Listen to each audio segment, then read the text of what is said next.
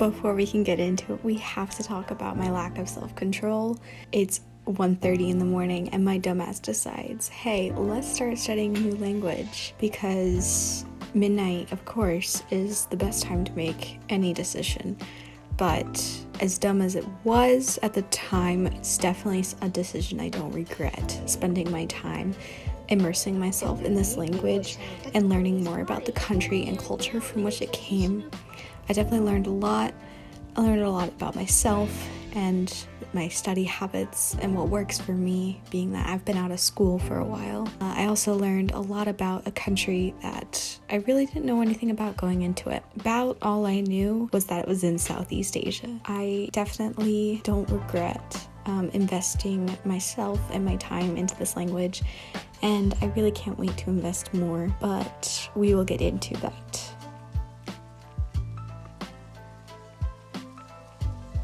In my Notion setup, I have a list of languages, a bucket list, if you will, that I want to study sometime in my lifetime. It's probably a list of like 30 languages, but might as well dream big, I guess. I don't know if I'll ever get to all of them, but they all have different reasons for me wanting to learn them. In deciding what language to learn for this challenge, I basically wrote some of the ones I've been wanting to learn the most on sticky notes, put it in a little cup, and drew one out, and Vietnamese was the one that I got. Honestly, when I saw that it was Vietnamese, I was really excited. I was kind of hoping it would be, and I just got really lucky. I don't have the most exposure to this language, which made it really hard, especially when it came to listening and comprehension. But there are actually quite a few Vietnamese people that live in my city. But yeah, it's just a beautiful language to me. Also, its similarities and history with the Chinese language that I have studied for quite some time now. I thought it would be interesting to see just how similar, but really how different the two languages are.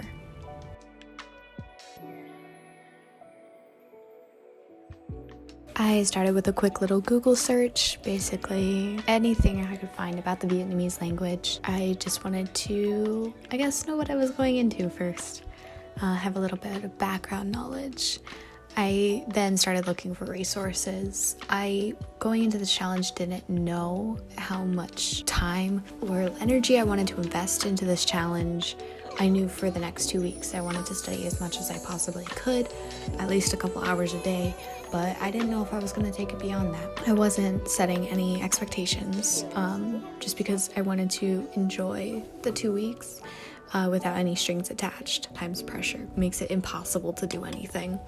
I don't know if that's irrational, but that's how my brain works. So I didn't want to give myself that pressure, at least for this 2 weeks. There were no expectations to continue.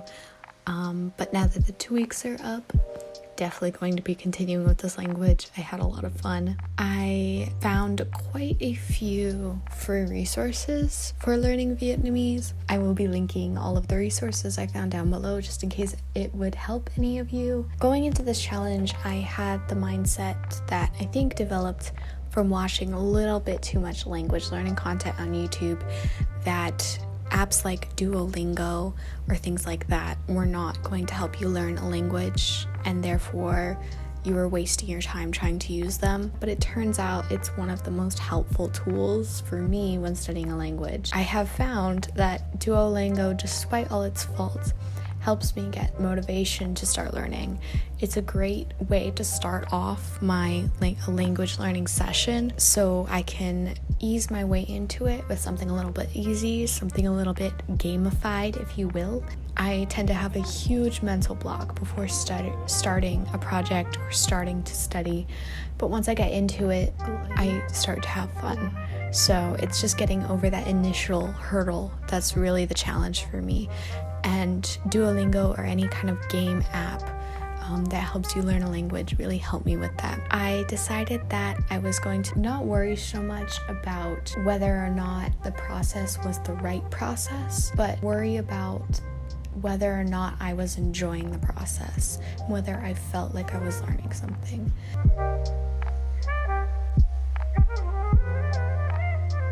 I have a major screen addiction, especially when it comes to watching either YouTube or Netflix. I know, shocking, right? A young person in the digital age having a screen addiction. If you've noticed in all of my blogs so far, anytime I'm studying anything, I have like a YouTube video or a Netflix show in the background.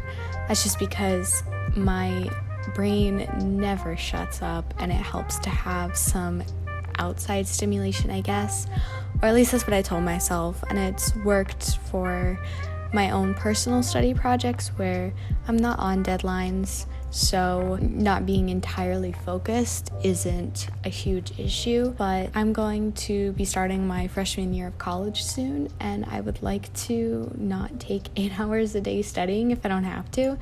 So being able to focus and being able to be a little bit more efficient with my study is going to become more essential for me. And I think part of what will help is breaking my screen addiction and being able to study with just like some lo-fi music in the background rather than having to put on a Netflix show.